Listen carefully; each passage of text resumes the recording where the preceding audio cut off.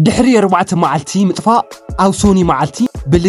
لجرم زيناتات حيز لكم متنيخو أو سمينتو أو كوركورو أو تشندينو أو حشوانا تسرنا بلوكي تحدش لو تاتم تجبره لما عندي سوني سالخونا بلجرم زينا تمني سمت إني أخو مالتيو هم تلمده لايكنا حدش إحناتي 10 شحنة كنات خزلله خلتميتي حرميت سواتنا نقريس لذي زي أبزا فيديو جانا ساق عينا لذي خلكم بالتخالكم متن نا فيسبوك عرفتكم شير قولهم تخيلكم سخمنا سبسكرايب نحل قولكم سبسكرايب قول مالتيو خازقتها وركيب زحقو نا بروغراميك حلفيا نغاص قدمو كله بنايتين دينو واغا تجمرنا لحاشي مسلني جين لو معانتي قرقرو بالتفرالي كلارات كريكم يا بيچا ቆጻለ ለው አይነት ቆርቆሮታስ ነው እነ ቢጋል ባሉ እና በተወሰነ ቆርቆሮ ኖርማል እንዴም ለው ንሪና ስለዚህ ብናቲንጅ ነው ዋጋን ጀመርሞ እንዴም ለው ናርና ንخد ስለዚህ ከበዓል ሸሞንተ ከሰው 10 ተሽደሽለሎ ሓደ በሓደ ንሪና ስለዚህ ከበዓል ሸሞንተ ጀሚርና ንራ ስለዚህ በዓል ሸሞንተ አውዝ ሰዓት እናቸው ጦል ርከብ ዋጋ እንደኒው ቴሌኮምኒ በዓል ሸሞንተ 850 እናቸው ጠይርከብ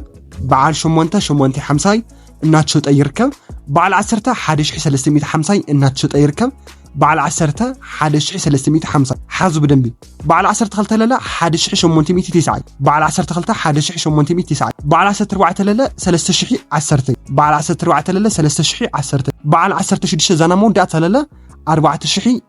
እናቸው ጠይርከብ ማለትዩ እዚ ካብ 8 ክሳብ 16 ለሎ ሓደ በሓደ ሎ ለዕዳጋዩ ና ሶኒ ሎ ማዕንቲ ሓድሽ እዩ نعلت 16 ورح 10 2017 عام تمرت سنينا ስለዚህ حادث زينا እዩ بدنبي تطقملو ክትገዙ ለሐሳውም ሰዓት መግዛት ትخليኹም ብዙ ዋጋዚ ተለይ ኮይንደላ ዋጋና ጽናኹም መቀጻል ትخليኹም ማለትዩ ስለዚህ በዘውዝኛ ና ቲንዲኖ ዋጋ ሓዝዋ خزقጽና ልወስደኩም ናይ ሲሚንቶ ዋጋና ንሐልፍ ማለትዩ ስለዚህ ሲሚንቶ ወንድርተለና ሲሚንቶ ክንደይኹም ትደልዩ 20 ኩንታል 50 ኩንታል 70 ኩንታል 100 ኩንታል 120 200 ኩንታል ويلما لعليو تخونكم لا بجروب تخونكم توشتو تدليهم يكاليو كبر موسار تخليهم كمسو كبعلو كمكينا موسار يكاليو تدليهم لا انا شي لا تدليهم لا نشتي بزح تدليهم كاوتشرشارو موسار تخليهم سلازي سمينتو لو ما عند ندي وعلاتي لغمني سمينتو لو ما عند له على الواقع 1380 انها تشطو علني سمينتو 1380 رايو ازينا سوني معتنا واقعيو او لحلفه نشي قنا شوري نيرو مس 10 موص نيرو ناو 500 لا وريد نيرو جن او لو ما عندك ناس لنا 1380 ديو ولا ان تشطو علني لو ما عند مالتيو اذا مالت نلو ما عند لغلغل واقعيو امناغا حدش ነገር ታልዩ ናቀጽላ ነቅሪና ማለትዩ ግን ሎ ማዓንቲ ብ1380 ሙሳር ተخليهم ስለዚህ خزقጽላ ልወስድኩም ናይ ቆርቆሮ ዋጋ ይናንድር ማለትዩ ቆርቆሮ ሎ ማዓንቲ እንደምለው አለ ንራ ናይ ቆርቆሮ ዋጋ ንረጽልና በመጀመሪያ ንሪኦ ናይ ከለር ቆርቆሮ ንራ ከለራው ዝኸ ሰዓት ለለዎ ዞም ኤጋል ባህሉ ቆርቆሮታት ሰብ በዝሕና ተቆመም ርከው ዝኸ ሰዓት እዚኦም ዓይነት ቆርቆሮ እዮም በበዝሕና አቱ ይርከው ዝኸ ሰዓት ናይ ዚኦም ዋጋ ክንደይ ትልኹምኒ واقوم بروعتي فرقاي 1300 ناتشو تركب 1300 مشط واقوي كاو نقنس واقاتات موزحتو يلي بتمثل خلطات له ناتشو تركب واقع 1300 ስለዚህ እዚ ቆርቆሮ አይነት እዚ ዲዛይኑ ፍሊ ክብለልኩም ትደሊ ሰዋት ሃሊኹም ፍላይ ንዓኻትኩም ሓሪፍ ይመስለኒ ንላዕሊ ቆርቆሮ መጥቃም ትخليኹም ተደሊኹም ንሓጹር ተፈላሊ ዲዛይናት ገይርኹም همز عينت قرقر متقام تخليهم سلازي واقول له 1300 مالتيو كاو خزي نافت حد قرقرنا لحالفتلنا دما نافتي نورمال قرقرو بحرماز داشن قرقر نتلنا هندني تلخمني حرماز او خص ساعات ناتشو تركم حرماز يوز خص ساعات نشي بتاع خبر يللو كين بتاع روكيد انكر البحال قرقرو كاول البحال وشتي حرماز يوز خص ساعات حرفيو بتاعمي بروعتي فرقاي يوز خص ساعات ناتشو تركم واقع 1500 حرماز 1500 ناتشو تيركب حرماز مالتيو داشنون اندينيتي لخمني داشن لو زخ ساعات 1200 ناتشو تيركب 1200 4 فرقاي 1200 نيو تماسسال لا سلام لبحال قرقر لا 1200 سو ناتشو تيركب مالتي داشننا سلام 1200 نيو حرمازيو 1500 ناتشو تركب ጽላል ለባህል ግን ዝረቂቅ ቆርቆሮ እዩ ተለይትጥቅሞ ለሐሽ መስለን ማትረቅ ለለ ቆርቆሮ ስለሆነ ዋጉ ለለ 950 ናቸው ጠይርከ ማለት እዩ ስለዚህ እዚዮም ንወስድ ዞም አዳጋ መግዛት ደሊ ሰባት ታሊኹም ኮንታክት ምጋር ትኸልይኹም በተለይ በበዝሕ ሰባት ትወስዱታልይኹም ኣናጉርኒ ማለት እዩ ክልተ ሰለስተ ኮንኮንት ወፅታልይኹም ለላ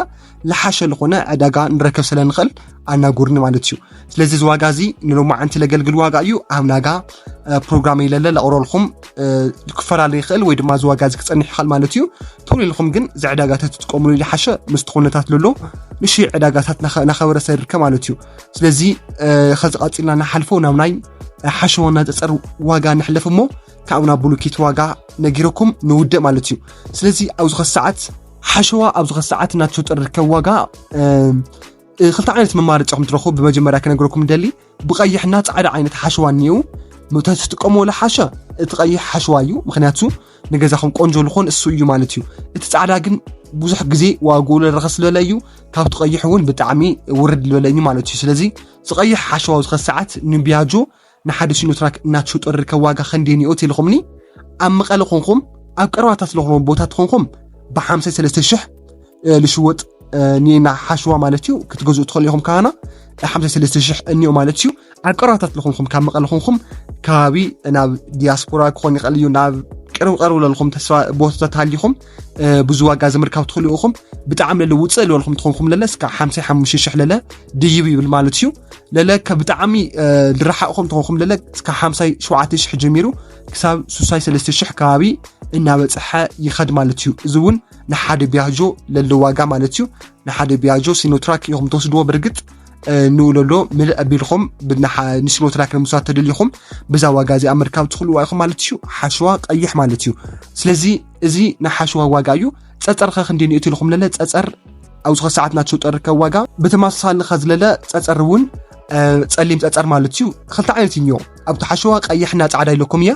ኣብ ፀፀር ክበፅሕ ተሎ ለለ ጸሊምና ጻዕዳ ልባሉ ክልተ ዓይነት ፀፀራትኩም ትረኽቡ ግን خزلل تصليم تتصريو قونجو نعخاتكم لخون مالتيو سو تمراጭ الغورو ببعل مياون قونجو لبحال تصليم تتصرسل لخونه نحد بياجو او زخ ساعات ناتشو طركم نحد سينوتراك تتصر اربعاي خلتي شح ناتشو طيركم مالتيو اسون اب قرواتكم خميو اب قروات زورياتات مقالتكم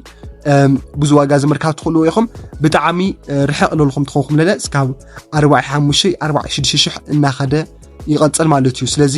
እዚ ፀፀር ዝን መህደሚ ክትቀምዎ ትደልዩ ሰባት ሃሊኹም ብዙ ዋጋ ዝምርካብ ትኽእሉ ኢኹም ምግዛእ ትደልዩ ሰባት ሃሊኹም ፀፀር ለለ ብተመሳሳሊ ሓሸዋና ፀፀር ክልቲኡ ወይ ድማ ሓደ ክትወስዱ ትደልዩ ሰባት ሃሊኹም ኣናጉርኒ ማለት እዩ እዚ ዋጋ እዚ ንሎማዓንቲ ለገልግል እዩ ብተመሳሳሊ ለለ ኸዚ እንሪኦ ናይ ብሉኬት ዋጋ ኢና ንርኢ ብሉኬት ከኸንደኒኦ ልብል ድማ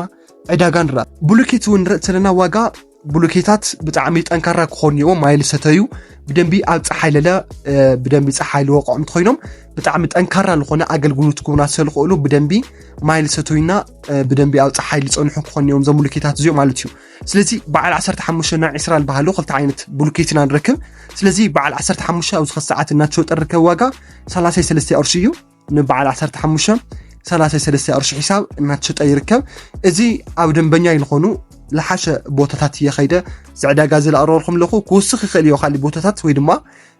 قنسكوا اي مسلني مش خاصه كاوز واغاز لقنس اي مسلني ግን ካውዞም ዓሚል ለኾኑ ሰዋት ብዙ ዋጋዝ ነግረኩም ለኹ ስለዚ በዓል 15 33 قرشي በዓል 20 ለለ 35 قرشي እናትሽጡ ይርከው ማለት እዩ ብሎኬት ስለዚ ኣብ ከተማ መቀለን ሎማዓንቲ ነበረኒ ፕሮግራም እዩ ሶኒ ሎማዓንቲ ሰና 16 ወርሕ 10 2017 ዓመተ ምህረት ነበረኒ ፕሮግራም እዚ መስል ማለት እዩ ኣብ ናጋ ፕሮግራሚ በሓድሽ ለኾነ ተጻዋጋት መይሰክ መጽኩም የ